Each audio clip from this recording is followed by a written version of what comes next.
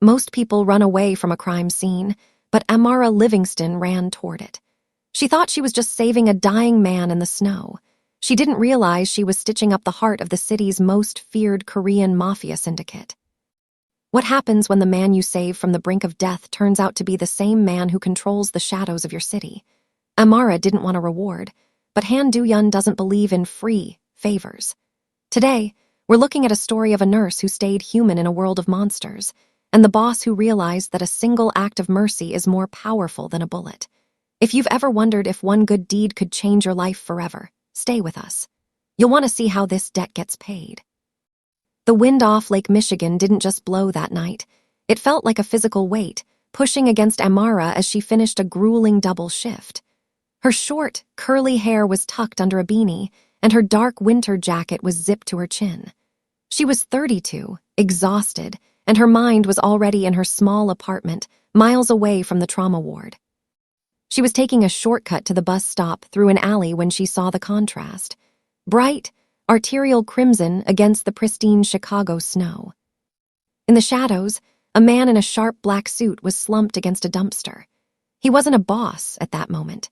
He was just a man in his late 30s, face pale with shock, blood matting his hair and staining the collar of a shirt that probably cost more than Amara's monthly rent. A luxury watch glinted on his wrist as he fumbled with a smartphone, his fingers too slick with blood to unlock the screen. Amara didn't hesitate. She didn't see the tattoos peeking out from his sleeve or the expensive car idling 2 blocks away. She saw a Grada abdominal bleed and a man seconds away from losing consciousness. "Drop the phone," she commanded, her voice steady and clinical as she dropped to her knees in the freezing slush. "Look at me. My name is Amara. I'm a nurse, and you aren't dying in this alley tonight." As she pulled her trauma shears from her bag, she didn't see the flash of surprise in Han Do-yeon's eyes. For the first time in his life, someone was looking at him without fear or greed, only the fierce, human determination to keep his heart beating. The cold was a living thing, a jagged blade that found the gaps in Amara's jacket, but as she knelt in the snow, her world narrowed to the size of a wound.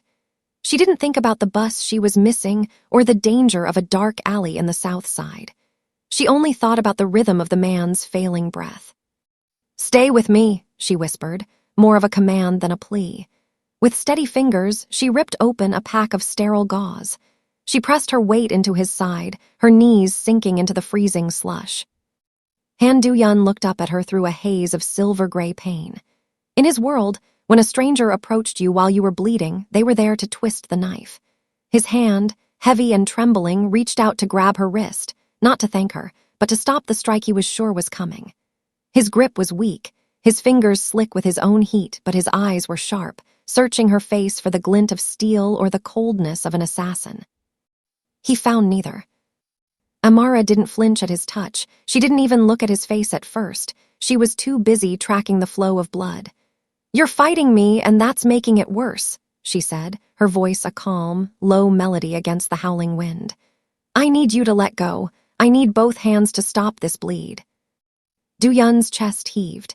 He looked at her natural curls, dusted with snowflakes, and the fierce, concentrated light in her brown eyes. She wasn't looking at his luxury watch. She wasn't even looking at the smartphone that held the encrypted keys to a multi-billion-dollar empire. She was looking at his life as if it were the only thing in the world that mattered. Slowly, his fingers uncurled. He let his hand fall into the snow, a silent surrender he had never offered another human being. "Why?" he rasped, the word catching on the copper taste of blood in his throat. Amara didn't answer right away. She was busy tying her scarf over the padding, pulling it tight enough to create a makeshift pressure dressing. She only looked up when she felt his pulse steady slightly under her palm. She saw the tattoos now, the dark, intricate ink of a dragon's tail winding up his neck, and the realization of who, or what, he might be finally flickered in her mind. But she didn't pull away. Instead, she reached up and brushed a stray lock of frozen hair from his forehead, her touch surprisingly warm. "Because I'm a nurse," she said simply, her gaze locking onto his. "And tonight, you're just a man who needs to go home. I'm not leaving until the ambulance gets here.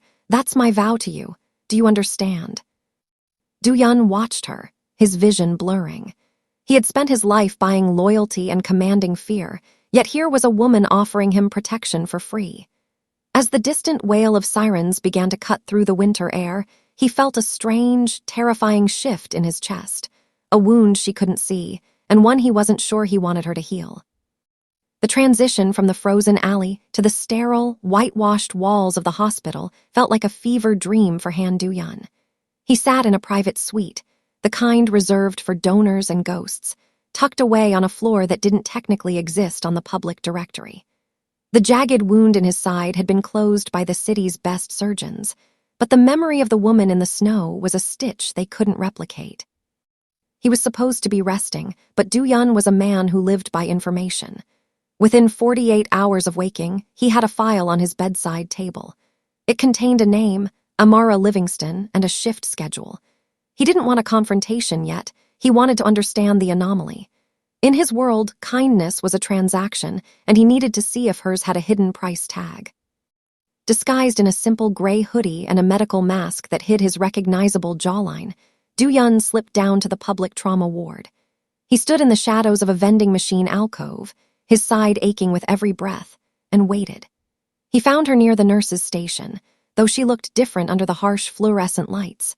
Her hair was pulled back, and the heavy winter coat had been replaced by blue scrubs that seemed to vibrate with her constant movement. He watched as she approached a patient in Bay 4, a man twice her size, screaming in a drug-induced delirium, swinging his arms at anyone who got close. The security guards were already moving in, their hands on their belts, ready for a physical takedown. But Amara stepped into the man's line of sight first. She didn't shout. She didn't shrink back. She placed herself in the path of the chaos with the same terrifying calm she had shown in the alley. Du-yun watched her lips move, though he couldn't hear the words. Whatever she said acted like a sedative. The patient's shoulders slumped, his frantic breathing mirroring the slow, rhythmic rise and fall of Amara's own chest. She reached out and touched the man's forearm, the same way she had brushed the hair from Du-yun's forehead, and the violence simply evaporated. Du-yun felt a sharp, unfamiliar pang in his chest that had nothing to do with his injury. He realized then that he wasn't special to her. He had been just another body to fix, another soul to steady. To a man who owned half the city, being just another person was the most humbling realization of his life. He retreated into the shadows as she turned toward the station, her face showing a flash of the same bone-deep exhaustion he had seen in the snow. She was a ghost in her own life, giving pieces of herself away to strangers who would never know her name. Du-yun looked down at his hand, still feeling the phantom warmth of her scarf. He had spent his life destroying things to maintain control, but as he watched her disappear into the next room, he realized he didn't want to own Amara Livingston. He wanted to ensure that the world she lived in was finally as kind to her as she was to it. Amara noticed the change on a Tuesday morning, a day that should have started with a stressful call from a debt collector. Instead, she opened her laptop to find a balance of 0 staring back at her. She refreshed the page 3 times, convinced it was a glitch in the hospital's Wi-Fi, but the words remained. Account paid in full. 10 years of nursing school debt had vanished into the digital ether without a single explanation. The miracles didn't stop there. 2 days later, her mother called from Georgia, her voice thick with a mixture of confusion and relief. The specialized treatment for her chronic kidney condition, a bill that had been a suffocating weight on Amara's shoulders for years, had been cleared by an anonymous charitable trust. When Amara called the clinic to investigate, the receptionist only told her that the donor had requested absolute privacy and had prepaid for the next 5 years of care. For a woman who had spent her entire life fighting for every inch of progress, this sudden lack of friction felt like walking on ice. It was too smooth, too easy. Amara began to move through her shifts with a prickle of unease at the back of her neck. She was a trauma nurse. She knew that for every action, there was an equal and opposite reaction. In the medical world, free usually meant someone was about to pay a very high price. She started seeing the car, a matte black SUV with tinted windows, idling near the bus stop after her night shifts. It never approached her. It never flashed its lights. It was just there, a silent sentinel that seemed to pace the rhythm of her walk. When she boarded the bus, the SUV would merge into traffic, following at a respectful distance until she reached the heavy oak door of her apartment building. One evening, as she walked through the lobby, the elderly doorman, who usually barely looked up from his newspaper, handed her a small, heavy package. "A courier left this for you, Miss Livingston. Said it was essential for the cold." Inside was a high-performance heated parka, the kind professional explorers wore. There was no card, no name, only a small silk tag sewn into the lining that bore a single embroidered crane, a symbol of longevity and protection. Amara smoothed the fabric, her heart hammering against her ribs. She thought of the man in the alley, the way his blood had stained her old scarf, and the terrifying depth of his silent gaze. She looked out the lobby window. The black SUV was parked across the street, its engine purring softly in the freezing Chicago air. She didn't feel like she was being hunted. She felt like she was being curated. Someone was rebuilding the world around her, removing the thorns before she could step on them. But as she gripped the expensive fabric of the coat, Amara realized that a shadow, no matter how protective, was still a shadow, and she was tired of being the only one in the light. The smell of burnt espresso and rain-dampened pavement usually brought Amara a sense of peace, but today, the air in the small corner cafe felt heavy, as if the oxygen had been thinned out. She sat by the window, her new heated coat draped over the chair, watching the steam rise from her cup. She was waiting for the other shoe to drop, and when the bell above the door chimed, she didn't need to look up to know the shadow had finally arrived. The seat across from her was pulled back with a quiet, deliberate scrape. Han Du-yun slid into the booth, his presence instantly shrinking the room. He was no longer the dying man in the snow or the masked ghost in the ward. He was draped in charcoal wool, his jaw sharp, his eyes possessing a dark, predatory clarity that made Amara's pulse jump, not with fear, but with the sudden, jarring recognition of power. "You've been busy," Amara said, her voice steadier than she felt. She didn't thank him. She didn't smile. She met his gaze with the same clinical bluntness she used on the trauma floor. "The loans, my mother's bills, the car. It's a lot of noise for someone who wanted to stay a ghost." Du-yun leaned forward, resting his hands on the table. His luxury watch caught the dim light, but Amara noticed the faint, jagged scar peeking out from his cuff, the mark of her work. "I don't like being in debt, Amara," he said. His voice was a low, resonant gravel. "And I don't like leaving things I value unprotected." "I'm not a thing," she countered, her eyes narrowing. "And I don't remember asking for a guardian." "The world doesn't ask before it breaks you," Du-yun said, and for a fleeting second the cold mask slipped, revealing the man who had almost bled out in a South Side alley. "The people who tried to kill me that night, they don't see a nurse. They see a witness. They see a vulnerability. My gratitude has made you a target, whether you accept it or not." He pushed a thick, cream-colored envelope across the table. "I'm not here to offer a gift. I'm here to offer a contract. I need a private medic, someone who isn't on any official hospital registry, someone with your hands and your silence. You'll have your own clinic on my grounds, the best equipment money can buy, and a security detail that doesn't sleep." Amara looked at the envelope, then back at him. "You want to put me in a gilded cage." "I want to keep you alive," Du-yun corrected, his voice dropping to a whisper that carried the weight of a vow. "Work for me, Amara. Let me pay the debt by giving you the power to save lives without looking over your shoulder." Amara looked out the window at the black SUV idling at the curb. She thought of her mother, finally breathing easy, and the zeroed-out balance on her screen. She realized then that Du-yun wasn't just a man she had saved. He was a storm she had invited in, and the only way to survive the wind was to stand at its center. The gates of the Du-yun estate didn't just open. They retreated, two massive slabs of iron groaning against the Chicago wind, to reveal a world that felt centuries removed from the South Side. As the black SUV wound up the heated limestone driveway, Amara pressed her forehead against the glass. The manor was a fortress of glass and slate, a masterpiece of modern architecture that managed to look beautiful and threatening at the same time. When the door opened, the air smelled of cedar and something sharp, like ozone before a storm. Du-yun was waiting in the foyer, silhouetted against a floor-to-ceiling window that looked out over a frozen private lake. He didn't move to greet her. He simply watched her take in the space. "The East Wing is yours," he said, his voice echoing off the marble. "Your equipment arrived this morning." As Amara followed him through the corridors, the luxury began to peel away, revealing the jagged reality of the life he led. Behind the priceless Ming vases and the soft glow of designer lighting, she saw the scars of a household at war. She passed a doorway where two men stood in suits that were a fraction too tight in the chest, hiding holsters, she realized. In a side gallery, she noticed a streak of fresh plaster on a wall that didn't quite match the paint, the exact height and shape of a bullet hole. This wasn't a home. It was a bunker with a silk lining. They reached a heavy set of double doors where an older man stood, his silver hair slicked back with military precision. He bowed low to Du-yun, but his eyes, cold and sharp as flint, lingered on Amara with a calculated disdain. "My uncle, the elder," Du-yun said, though there was no warmth in the introduction.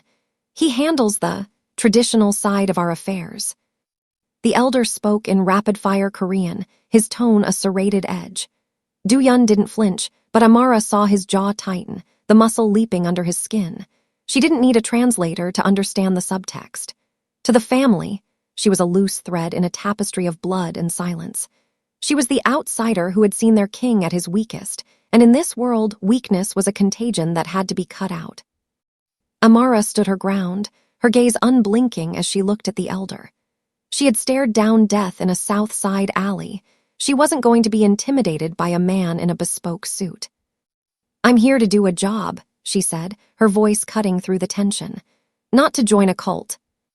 Du-yun's lips twitched, the closest thing to a smile she had seen from him. He stepped between Amara and his uncle, a silent declaration of territory.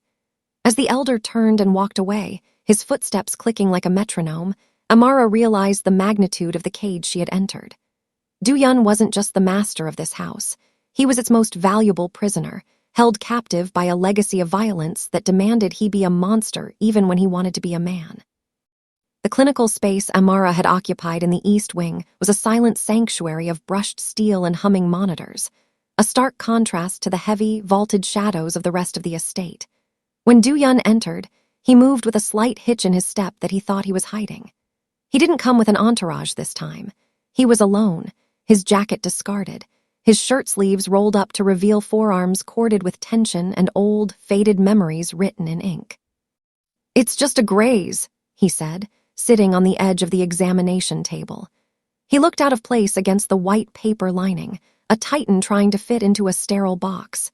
He had a shallow cut along his bicep, a parting gift from a disagreement, in the city that Amara had only heard about through the hushed tones of the security detail. Amara didn't argue. She simply snapped on her gloves, the sound sharp in the quiet room. As she leaned in to clean the wound, she could feel the heat radiating off him, the scent of expensive sandalwood and the metallic tang of adrenaline. She worked with a clinical focus, her movements a rhythmic dance of alcohol swabs and butterfly bandages. "You have people who can do this for you," she murmured, not looking up. "Why come here?" "The others look at the boss," Du-yun replied, his voice a low vibration that seemed to hum in the small space between them. "You look at the man. There's a difference." Amara paused, her fingers resting near the dragon tattoo on his arm. "The man is making it very hard for the nurse to do her job. You're living in a fortress, yet you keep coming back with new holes in you. Why stay? With your resources, you could be anyone, anywhere." Du-yun looked at her, his dark eyes reflecting the harsh lead surgical lights, making them look like cold glass. For a moment, the feared boss vanished, and she saw the exhaustion of a man who had been running a race he never signed up for. "In my world, you don't leave," he said softly. "You either lead the monster or you let it eat everyone you care about. If I walk away, the vacuum I leave behind would be filled by men like my uncle. The city would burn in a week." He looked down at his hands, strong, capable, and stained by a legacy he hadn't chosen. "I stayed because I thought I could turn the fire into something that keeps people warm instead of just turning them to ash. I thought I could change the ending." Amara finished the dressing, her touch lingering a second longer than necessary. She saw the human form, then not a criminal mastermind, but a weary architect trying to redesign a crumbling building while the walls were still falling down. "The ending isn't written yet," she said, finally meeting his gaze. But you can't change it if you're dead. Du-Yun stood up, his height once again filling the room, but the air between them had shifted. The suit was back on, the armor restored, but as he reached for the door, he looked back at her. Then make sure I keep breathing, Amara. I think you're the only one who knows how. The sanctuary of the East Wing was violated the following evening, not by a storm, but by the silent arrival of Elder Han. He didn't knock. The doors simply swung open to admit a man who carried the chill of the cemetery with him. He moved through the high-tech clinic like a shadow passing over a grave, his hands clasped behind his back as he inspected the rows of medicine and the gleam of the surgical tools. Amara was charting at her desk, the blue light of the monitor reflecting in her eyes, but she didn't jump. She simply waited until he stood close enough for her to smell the faint, cloying scent of tobacco and ancient cedar. "A beautiful cage," the elder said, his voice a dry rasp that didn't match the elegance of his silk tie. He spoke English with a precision that was intended to wound. "My nephew thinks he is protecting you, Miss Livingston. He believes that by putting a nurse in a palace, he can wash the blood off his own hands.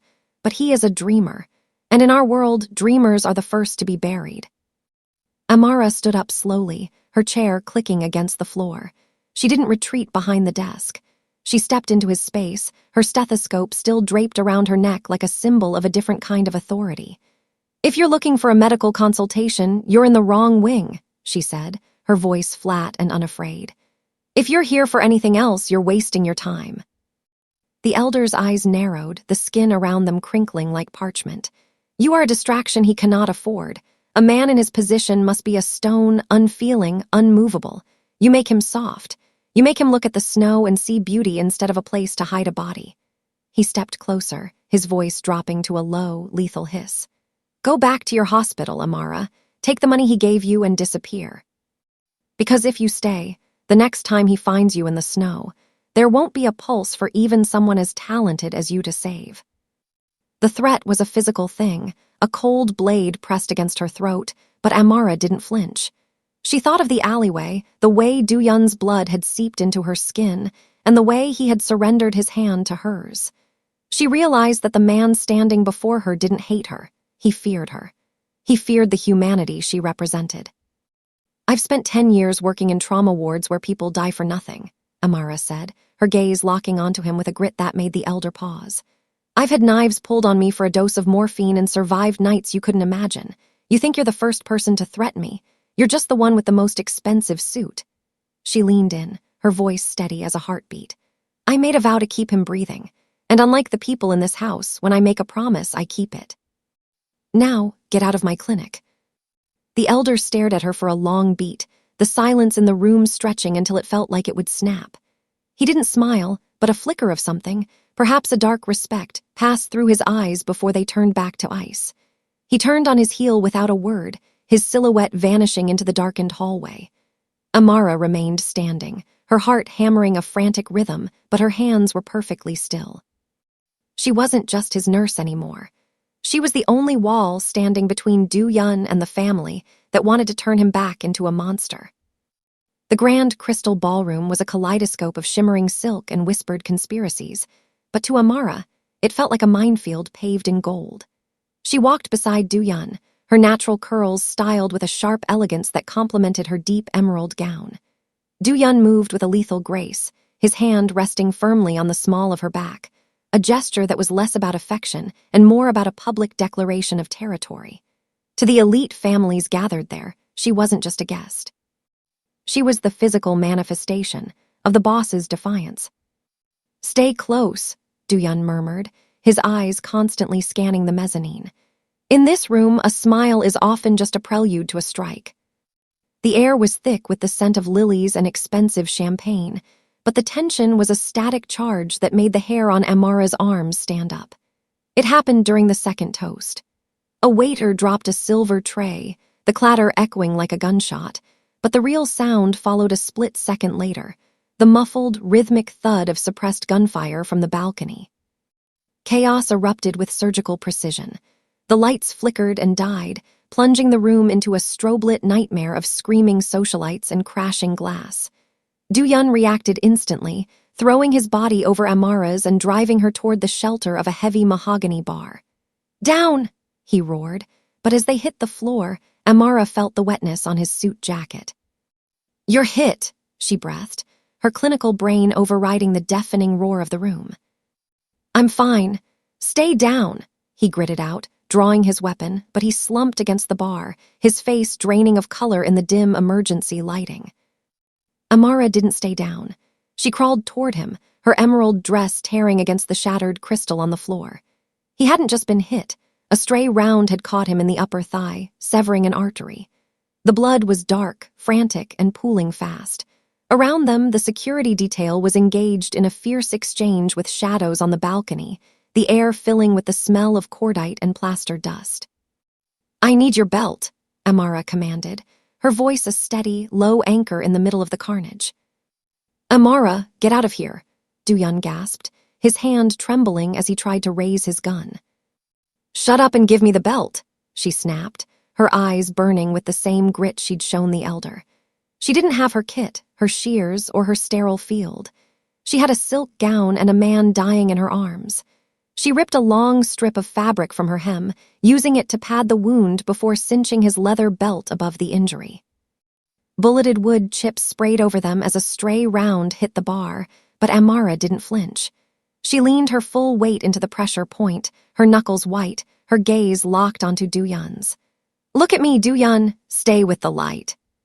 For 3 minutes, the world was nothing but the sound of gunfire and the heat of his blood. When the security team finally cleared the floor and the lights surged back to life, they found the most feared man in Chicago leaning against a bar, pale and shaking, while a woman in a ruined green dress held his life in her hands, refusing to let go even as the guns fell silent. The silence in the estate's private library was heavier than the gunfire at the gala had been.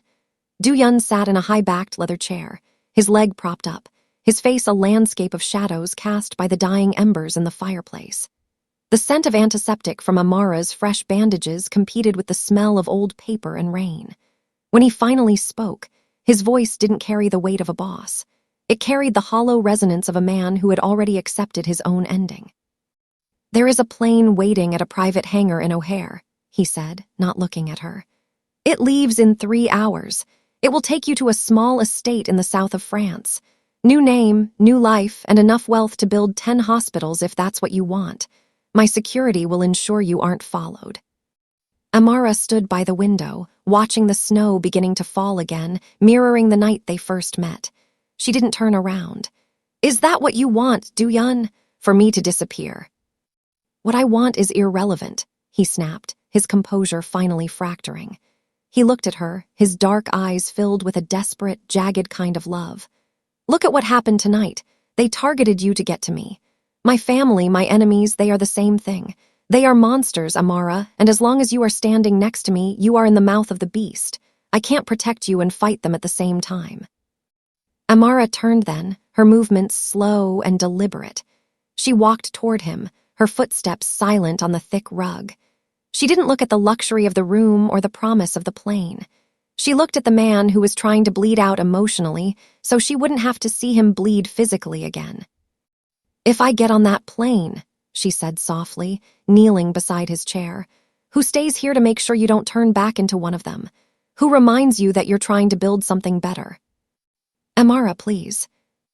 "No," she interrupted, her voice gaining that iron-willed grit that had become his anchor. "You told me you stayed in this business to turn the fire into something that keeps people warm. If I leave, you'll just let the fire consume you. You'll become exactly what your uncle wants, a stone. And I didn't save your life twice just to watch you throw your soul away."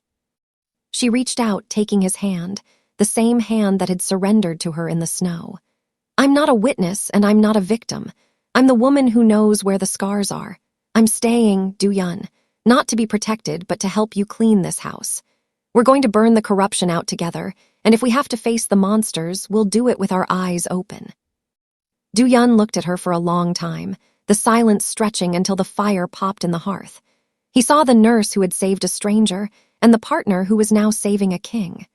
Slowly, his fingers tightened around hers, not to push her away, but to hold on for dear life. The plane would leave empty, and the war for the soul of the city had officially begun. 2 years later, the Chicago skyline looked the same, but the power pulsing beneath it had shifted its frequency. The Duyun estate was no longer a silent bunker of shadows and secrets. It had become the nerve center for a logistics empire that specialized in getting resources to the places the city had long forgotten.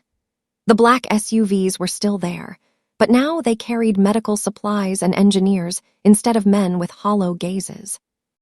Duyun had dismantled the syndicate piece by piece, turning the family into a foundation, replacing the economy of fear with a legacy of utility. Amara stood on the balcony of the new community trauma center, a building made of light and glass that she had designed from the ground up. She still wore her scrubs, though they were no longer thrifted, and her natural curls were a familiar, comforting sight to the hundreds of staff members she now led. She watched as Duyun stepped out of a car below, pausing to talk to a group of local neighborhood leaders. He moved with a slight, permanent limp, a reminder of the gala and the woman who had refused to let him go. But he carried himself with a peace that no amount of criminal territory could ever have bought him. He joined her on the balcony, looking out over the city they had helped reshape.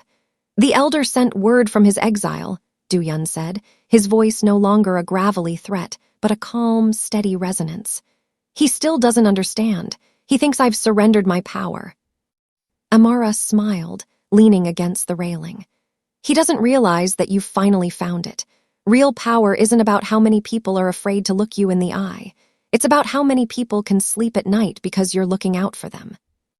Duyun turned to her, the most feared man in the city, now a man who understood that his greatest conquest had been his own soul. He realized that Amara had taught him a truth more potent than any weapon. Healing is a more permanent form of conquering. You can break a person through violence, but you can only truly change them through care. She hadn't just saved his pulse in that alley, she had saved his purpose. As the sun set over the lake, casting long, golden shadows across the pavement where they had once bled, the silence between them was no longer heavy. It was full. Amara had saved a monster and found a man, and in return, the man had cleared a path for her to save thousands more. Their story was no longer written in crimson on white snow, but in the steady, rhythmic heartbeat of a city that was finally learning how to heal. Amara saved a monster and found a man. But the question remains, would you have risked your life to save a stranger without knowing who they were? Let us know in the comments if you believe in the power of a single act of mercy, and don't forget to subscribe for more stories of unexpected redemption and the justice that follows. Thank you for your support. See you in the next one.